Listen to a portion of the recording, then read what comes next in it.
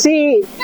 मणिपुर प्रदेश महिला कांग्रेस कमिटी ना फंजरीब प्रोटेस्ट से अतई की नते अखोई यावसंगी नुंगाइना मयाम से सेलिब्रेट तौरगा वाखल से मतौ कुइना मणिपुर से अवाब मयाम मायोकना लेरुरे को हंदकी होली सिदी मयाम की अवाब मयाम तो काउथोखरे हारगा होली से कन्ना सेलिब्रेट तौजरेबा मयाम से यावसंग से याम थवाई हक्चंग याव नुंगाइना सेलिब्रेट तौजरे दुबु थंगनाबा मिकुक्ता हुजिक पालिबा सरकार असिना एनडीए सरकार बीजेपी सरकार असिना अखोई गैस की ममन से खंगौतने हेंगल एबा लुपा हुंफु मु हेंगल एबा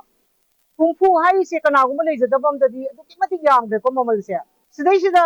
पैसा ममन हेंगलपसिदा नुंगाई याइफोइ इमुंगददी कैसु सोक्ते मरुओइना सोकदौरिबा सिंजे मिडल क्लास फैमिली अवाबा ताबा फैमिली सिंगदनेबा लेजदबा हाइदि खरा अवाना मायोंग नजरिबा इमुंग हामदे अखोइगी ओजाला स्कीम ने नम पिबिरे ओजाला स्कीम जी जोंबो कमाइ तौगेदा बिलो पॉवर्टी लाइन की लेबा सिंगे अवाना द खरा मायोंग नरिबा मिडल क्लास फैमिली सिंग पीबनी हाइरे अदुसु मो पुरा ओइना गैस लौबा मतमदसु मयाम सिगा मानना रेट से पीहल्लेबा गैस लौबा कांदा खाली मोइना फ्री द पीरिसे एक अहामगी मिंग चनबदुगा कार्ड पीबा सिलिंडर की अदिगी गैस स्टोव सिंग फ्री अहाम पीबदु खतनेबा मखा ताना गैस लौरको मतमददी मयाम गा चप मानना लौवेबा लिसिंग अमा हाइरसी लिसिंग अमा सिदगी डिलीवरी रेट यावरगदी लिसिंग अमा की मथंतनेबा कनागुम लेजदबा सिंजे उजाला स्कीम दी अहामददी कानबसे लौग्रबा कांगु सिंगो हाइदि फ्री द फंगेना लौग्रेबा मखा तारपददी रेट से चप मानना पीरबनिना पैसा लेजददना तोखरेबा गैस से लौबा ngamdreba सिगी मरक सिदैसिदा अमुक पैसा जे मु हेंगल लैनेबा जु पालिबा सरकार सिना सिदैसिदा कोई petroleum union minister Hardeep Puri Singh मा कैदौ लेगेबा करम वाखलोंदगी नो मान ngasi अयाब मोइ लीडर सिंग अयाब यावरगा पैसा हेंगल लैसे अदुदी लाइरबा अखोइ सिंजे मिडल क्लास अखोइ सिंजे तपना तपना हाटपनेबा मोइ सिदी एक दंग लाउना हाटपदी नतबको स्लोली अखोइ म्याम से हाटोकनेबा मोइ पांदम से अखोइ लाइरबा सिंजे लैबा याते हाबिगी पोटुदगा चप मानद्रेबा सिदी अदुना ngasi अखोइना तौइबा पोचे मयामगी खोलाउनी अखोइना लाउजरिबा सिंग ngasi महिला कांग्रेसना फमगा लाउजरिबा सि अखोइना जि तालिबा डिमांड सि हारिबा हेंगथिबा पैसा से याम थुना हंदबियु प्रजागी अवाबा खंबियु मिनिस्टर हरदीप पुरी रिजाइन तौ हाइबसे मतिक चादबा यूनियन मिनिस्टर रिजाइन तौ हाइबसिने अखोइगी प्रजा मोइना डिमांड तौबुदुदी डिमांडिंग दी पार्टी दी कांग्रेस ना ओइरे बट मेनली अखोइना ngasi डिमांड तौरिसिदी आई मिचम प्रजा मोइना लोबिरो सूर नोमगा चारगा हिंजरिबा अखोइगी पुंसीदा ngasi साखों बुटपा यारोय गैस ना तौरकांदा खितंग फगद्रा हाइबगी वाखलोंदा पिबिरे ममांगी कांग्रेस ना पानबा मतमगा बीजेपी ना पानबा मतम से it's a lot of difference पैसा से हम खेने मयाम ना मतमदुदरी चामली चांगा ओइरमी बट होजिक लिसिंग अमगा चामलाए सी पीबा ngamdaba मीदी चाखुम कया इवन सगोमन केंद्रदा सिंगना थोंबा यावरिबनी मरमदी लिसिंग अमा चामा हाइबे it's not affordable for the common people layman kangu sinde it's not affordable it's a very tough lupa lising ama chama du imung tara chaba matam da gas nu mitara ni da loi yum gi pisa thokta ba matam da lupa lising ama gi value yam lai but somehow manage auroga su lupa humpu hengalakpa haibase arai ba pisa nati atai state singi park thoki se manipur sinba thumna lairiba yum thongge na lairiba gas se thousands in terms of lakhs da lairam doini masai se hengalaiba lupa humpu hengalaiba se reasonable oibra oidabra haibasigi wakansi akhoi praja gi awaba ubidaba BJP sarkar se we are strongly condemned maside akhoi praja abu awaba si ubiba nate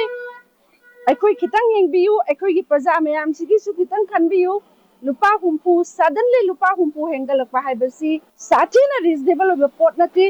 Aziki Minister Hardip Purina Mana Kari ground dagi state wise in a country in a lupali humpu hengalaiba madamsi he has to give the reason behind the hike of the price. Paisa hengalaiba gi madamsi mak pibam toi pibang amdragadi he has to resign.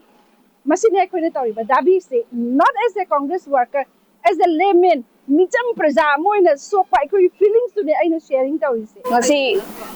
lan nangaba matungda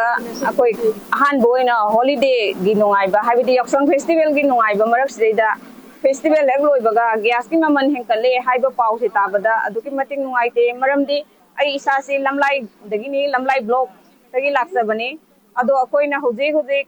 gas gi maman je tabada yam thina yam pungda yamna nungai taba ma poksai maramdi अखोई gas की ममन जे लुपा लिसिंग अमगा Chama ओइनिंगै मथक्ता ngasi amuk lupa 60 amuk hingkat pa haibase याम अवाबगी मथक्ता अवाबा अमनी मरमदी अखोई खुंगंगदा लेजरबसु हौजिकती ग्यासना लोइनमक थोंबगी system जे लेरे मरमदी चिंगदा खोइगी लेजरिबा उवासे यालगा सिंथों सिजनरगा चाक थोंबजे थोंगंद्रे मरमदी environment की येंगा कांदा ग्यासना चाक थोंगो हाइदना हाइरबा मतमसिदा ngasi gas की ममनसे खंगौदना हेंकलप हाइबसे अखोई खुंगंगदा लेजरिबा खोइ सेंथोक लंबी असोकी मतिक वाचबा अखोइददी मसीगी ग्यास की ममन हेंकटबजे यानिंगदे आई इसा इथंदगी नतना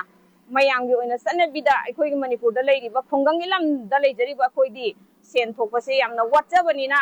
सुमाइना ग्यास की ममन हेंकटबसे यानिंगदे हाइबसी आई थमजगे हेलो ब्लॉक की महिला प्रेसिडेंट ने मोरांगथेम गंदीनी लेमा उजुगी पालिबा सरकारसिना अदुकी मतिक येंथिरिबा अखोइगी लेरिबा मणिपुर प्रजा लेरिबा नुपी आंगांग लाइरबा आईडीपी दा लेरिबा मिएं तौरिबा मोय मिनुक्से हाइतबा सादल लिचसे याम तौइ उजि ग्यास ममन हेंगले अखोइदे रूरल दा लेजबा जगानी रूरल हाइबसे प्रधान कोनबा जगानी मरुओइना अखोइ जॉब कासे मते मते पीबीदे हाउसिंग लोन ग्राम सभा अखोइ मंगा तरो यावे लाइरग्रबा मिगी हाउसिंग लोन जे हुजि फावबा सही तरा अमा भू पीबीदे अदुना ममिते मपी तान ता कपना बियावी लेरिबा अखोइगी पंचायत कोनबा जगाददी ई न कुपा सरु न कुपा युम अयामबनी मसिंजे मतंग डीसी लातना फिल जापीदना यंगसन बिदना सेक्शन थौरांग लौबी बसु लौबीदे अदुना अदुकी मते अखोइ याम इमोशनल ओइबा प्रजा हाबिदो अखोइ हुजि ओइरे लवाई लमना ओइबगा इरांग तुरांग 2023 की मे की डेट 3 दगी हौरलिबा लाल असि मतुंगदे अखोइ सुरम चलम खंगदबा यामना वाबा याम सेंदेबेल ओइबा नुपी अंगांग हिदा तौफम खंगदबा खुसा पेक पेक खेक्तरा खांगबा किबम मदो तान तारे हुजि अदुना हुजि पालिबा सरकारसिना यामना थोंगुन ताबा सरकार मोइदा मगदी ngasi leiriba प्रजा म्यामजे अदु यामना वानगाय लेते ngahang leiraga mamu hai ngahang leiraga mamu yamu khoji yamna chimban khoyi taiba tat tauba sar chaubis adagi chalu haibado tachen haira se hai don moi doren hekta police na aduna dan hekta taubi mamang thada jo aina khara conven khara piru bage da makta yamna ikhoda torture harassment bibi adu gumado taubi la kanu seng na haga achum haibana kan dobi saubi no sine khoi jigi lainga chhe khoi haijari se achum haibi matamda adu ki pati saubi la kadi achum bado tachen na मोइना अरानबा तौरि म्याम अचुम्बदो ओंथोबियोबा अखोइ काइदोंगैदसु सुमाइना paper दा न्यूज दा मीडिया दा प्रोटेस्ट मतम दे अखोइ कादिन पंजरोबा अदुदि नत्रगा हंदना अखोइ हुलिस कारिगिनो हाइबगे अखोइ वहांग महंग बिरगदी अखोइ हापी रो ला अखोइ हिंगिंग द्रा हाइबो वापम दे ngasi gi अखोइ प्रोटेस्ट थंजर Yaski mama lupa hukum yang kata. Yaski mama lupa hukum yang kata. Wakil Chatama Union Minister Haji Puri. Wakil Chatama Union Minister Haji Puri. Wakil Chatama Union Minister Haji Puri. Yaski mama lekapa.